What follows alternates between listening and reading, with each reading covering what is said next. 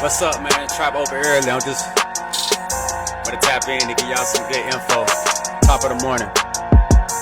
It's your boy imaketrapbeatz. You already know what's happening, man. I do giveaways on the trap beats every month. All you gotta do is tap into the streams. Comment, I need a trap beat, in all caps. I tally up at the end of the month. You get that free beat, y'all. I need y'all to tune in. But shout out to Jake Trend for putting this video together on YouTube. This I'm gonna go through and run it for y'all. Give y'all some good game. This is for educational purposes only, just so you know. But basically, the music industry is a big scam. I think this is some good game to put y'all on, if I ain't mistaken. We definitely gonna get to it, yo.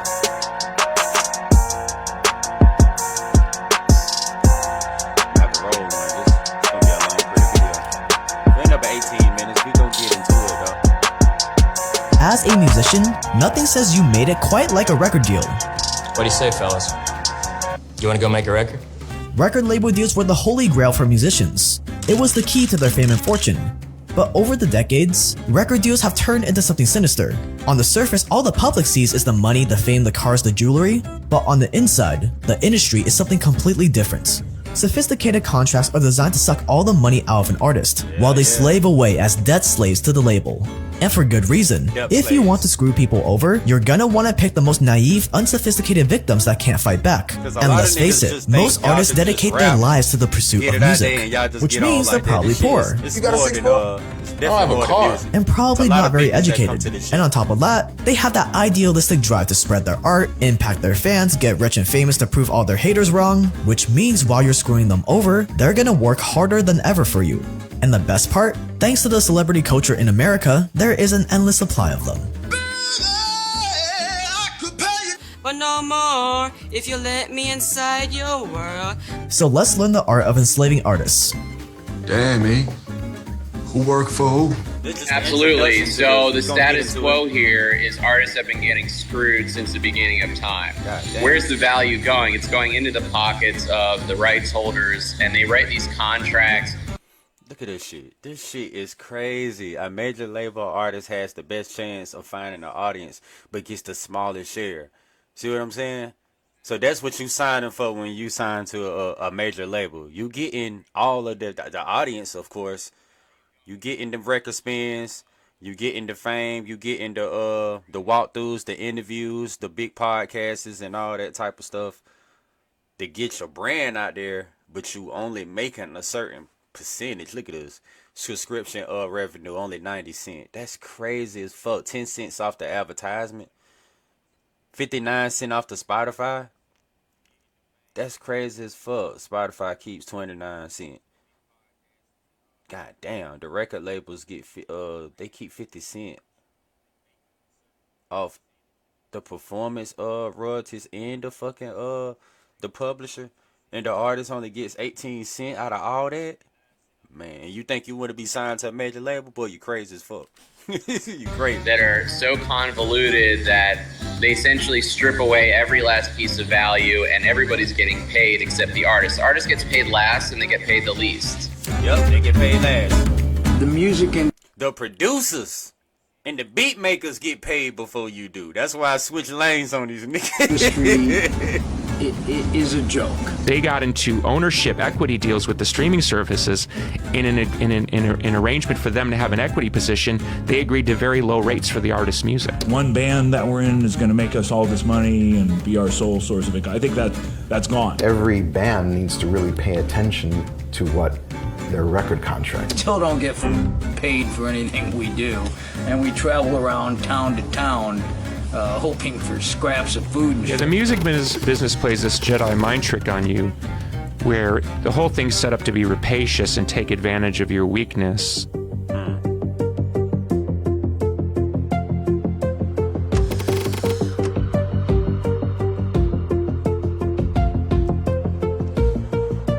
It's the 1980s and you're a record label looking for artists to sign. The 80s are seen as the glory days of music for a lot of reasons. There were all these new genres taking off, people were listening to everything from folk music to pop to hard rock, and for artists, life was good. Back then, a record deal was a pretty huge achievement. You would approach an Check this out. You remember what crack did to motherfuckers in the 80s, right? That's how they treat in music with us. Like what crack did to our generations to come, it fucked us over. So that's what they doing with the music, yo. So the music is going to fuck up generations more to come because they only influencing us to do crazy, weird, and I would say bad shit. It ain't like they influencing you on a good frequency level, but we gonna just keep Up and coming artists, offered them a record deal, and once they signed, 85% of the profits from their music releases and albums would go to you, and 15% would go to them. Sure, it may seem a little unfair at first, but this was before the internet. You couldn't really reach a wide audience on your own. It was hard to tour on a global level on your own. Not signing with a label and keeping 100% of nothing is still nothing. On top of that 15%, artists could keep all the money they made from concerts and merchandise. So it was a pretty good deal. You see, musicians usually don't have good business acumen. They are craftsmen, not business people. So signing with a record label left them free to focus on the creative side, while you, the label, did all the business stuff to blow them up. So back music is they say music is 80-90% business. So that makes sense why a lot of artists be getting fucked over. They only know the 10%, which is the artistry part of the music business. I mean, of the music industry. They don't know anything about the business, so that's how they getting finessed 2 times or finessed 3 times, I would say. Back then, record labels and artists had a somewhat symbiotic relationship. There was still plenty of bad stuff going on, but record labels served as a legitimate engine to getting music out to the masses. But then came the internet, and it changed everything.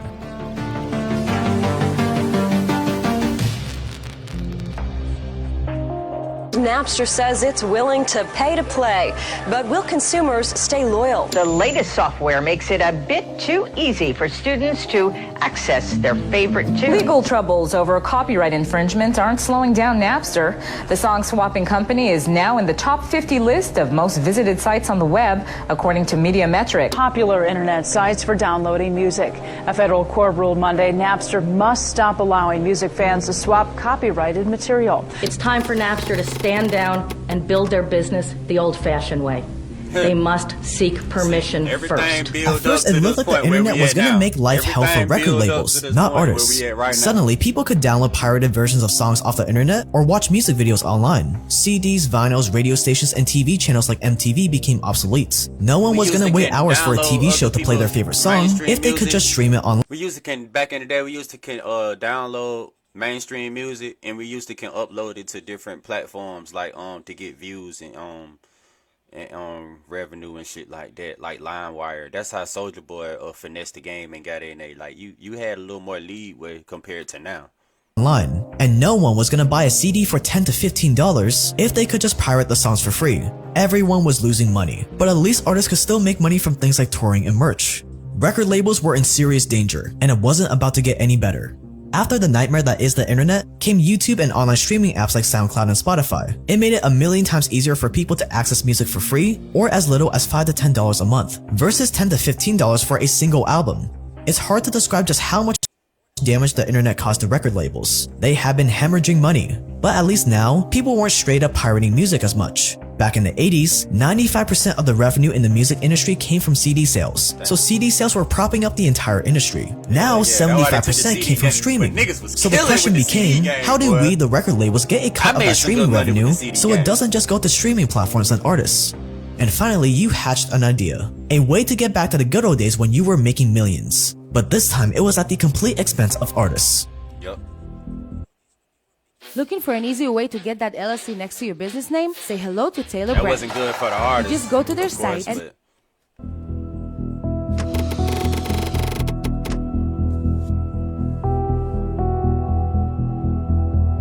As a record label, you had a lot going against you in the early 2000s. Your solution? Create a new kind of record deal that would make up for the loss in CD sales. So you found a way to legally take as much control of their lives as you wanted.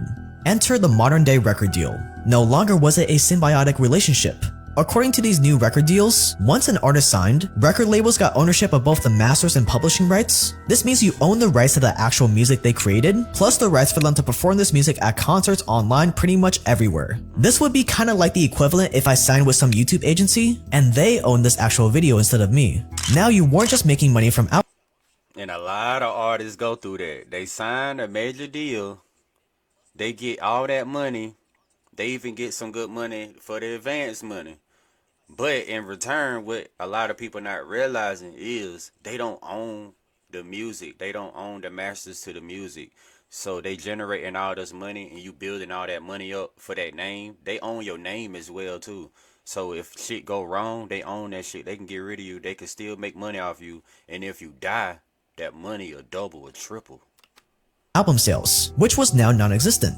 You were making money from every single aspect of their music. If they sang at a concert, you cashed in. Performed at a private party, you cashed in. Had their song played on the radio, you cashed in.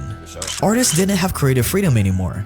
With so much money at stake, you got everyone involved to make sure that every song they put out would be a global hit. That's why today it seems like the majority of the biggest songs sound very similar. It was a race to make money, not art. And the best part of it all that money being made from having international hit songs and albums, millions of streams online, and dozens of concert appearances every year, well, most of that money wasn't flowing into the artist's pockets anymore. It was flowing into yours.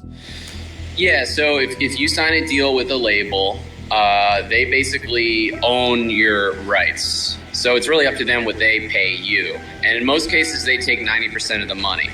So everyone takes their cut. And then at the end of the day, artists are left with less than a tenth of less than a half a penny per play. This is Andrew Antar, a lifelong musician and the co-founder of a music stream That ain't no money. That's why these niggas be trying to get 1 million fucking views like that. startup called Tune Like, that FM ain't no that's fucking looking to money, change bro. all of this. When online streaming platforms like Spotify came around, things got even worse. So you can't just sign up and start uploading your masters to Spotify. They don't really have that. The whole Spotify for Artists thing is just for the social engagement and like posting pictures and text, not the actual music. I'ma get to you So in the a rights minute, holder is Tony really still Lowe. in I'm just, control there. And once they do, you take pretty much all their money. So what they do is they use distributors, so digital distributors. They push out the song to every platform like Spotify, Apple Music, Deezer, yada yada. And so they do these blanket license deals where 70% of the revenue from the streaming service goes directly to the rights holder, the labels, and the publishers. And then they decide to pay out the artists and the other producers and the songwriters based on the deal terms that they sign. And generally, these are the sketchiest deal terms you could possibly find. In many cases, a lot of these songs are written by one guy, produced by another guy, and then performed and sung by another person. So all of them gotta everybody get paid. has to get their cut. There you go. At the end of the Come day. on, man. I know how this shit Now goes. for you, this whole setup seems great and all, but what's gonna make an artist fall for it? What's gonna make them eager to sign away all their money? Well, part of it is that record labels are still the gatekeepers like we just talked about. But another reason is something called the album advance. The way that I believe in this, because you have a unique talent, Eric. Very special. Don't fuck around. First off, you promise them the world. You play up their ego, you tell them they're gonna be the next Beyonce, the next Justin Bieber, the next Drake. You make them think that you're the only label in the world that can get them there. So like what's like the pitch they give artists? Like how do they sell the dream? Yeah, just like the VC says, we're going to make you millionaire, billionaire 10 times over. The labels say the same thing. We're going to make you huge. You'll be on the top 10 spinning on the radio. You're going to be doing all the headlines. They do all that. They bring you bitches. They get you used to the lifestyle. They bring you around the nice homes and stuff like that. The nice cars and all of that. They lease certain shit and let you hold it. It's just to get you used to that lifestyle. So it makes it easier for you to make a decision.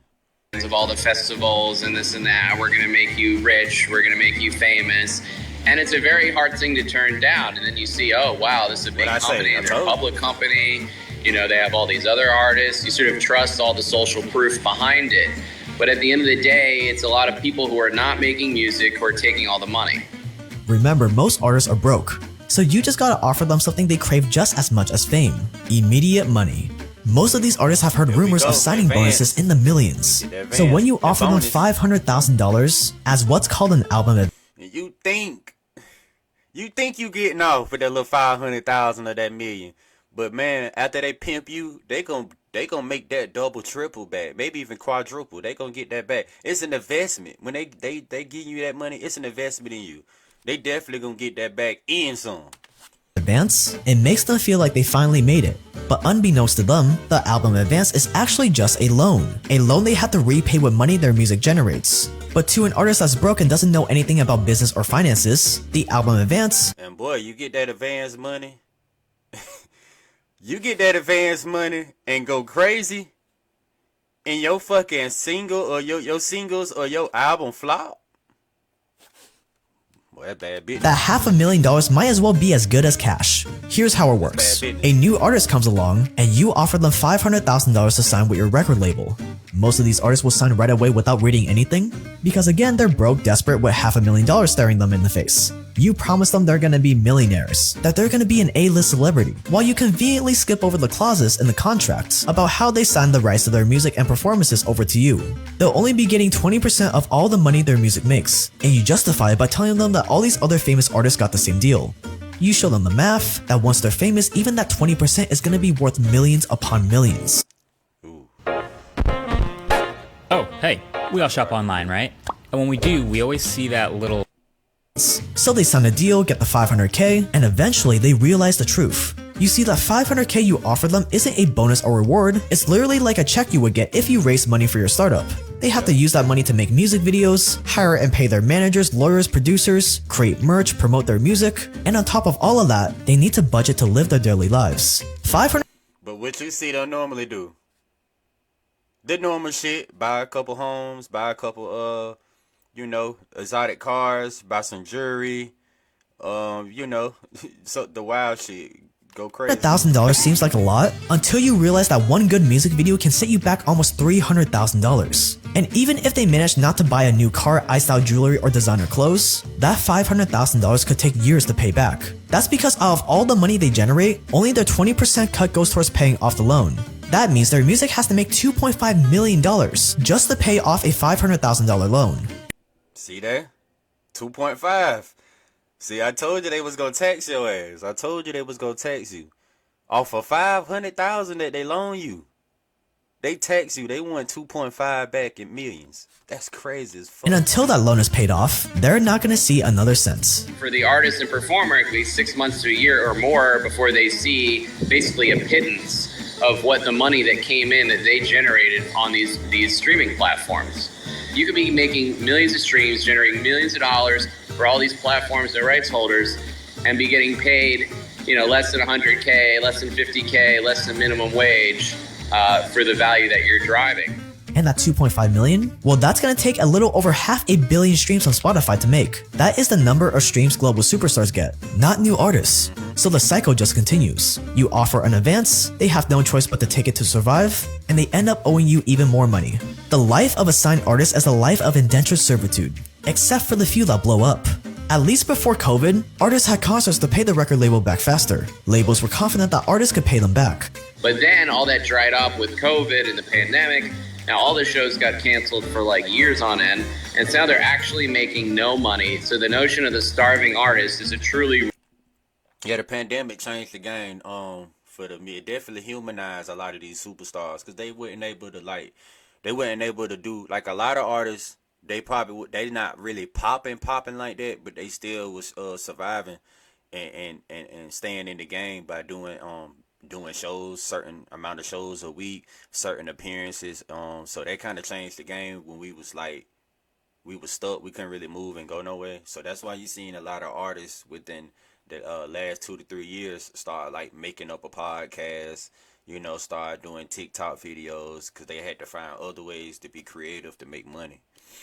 Real thing. Post-pandemic, however, it's looking a lot more grim, which gave way to the next innovation by record labels, 360 deals. Niggas don't be want to talk about this shit.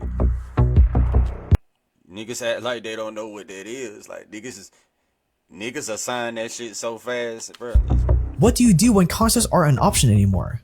You take over every other aspect of the artist's lives. Enter the 360 deal, a record deal where you can take money from every single revenue stream of an artist. Start a fashion line, you get a cut. Create a perfume, you get a cut. Start a cooking show, you get a cut. Every single cent the artist is making directly or indirectly from their music or influence becomes your...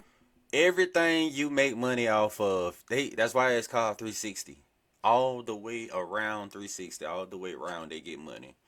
That's music, that's streaming, that's appearances, If you come up with a goddamn clothing line, whatever you come up with, merch, whatever, they get a percentage. Forced to exploit. Now artists aren't just signing the rights to their music away, they're signing their literal lives over to the record label. And for you, life couldn't be better. And at the end of the day, the founder or the artist in this scenario becomes an employee of the funder. So they might give you $1,500K to put into a new album, and all that goes to the recording studio and the producers. You don't actually get any of that in your pocket. And artists have to take it because they don't have any other money otherwise. So they're taken advantage of. They're in a position of weakness. And sure, if you're an A-list celebrity, you can make money even if the deal is sleazy. But even major artists like Kanye West and Taylor Swift have had enough of being owned. A-list, we're talking about literally hundreds of millions of streams. Then these guys can be making like what could be seen as decent money.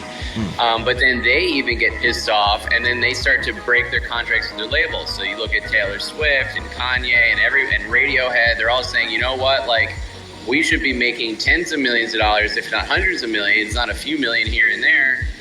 But we're talking about 0.0001% of all the artists that are even licensed, and then even less than all the artists around the world. And by now you might be wondering, if record labels are so scummy, and artists end up with so much debt from signing, why don't they just do it themselves?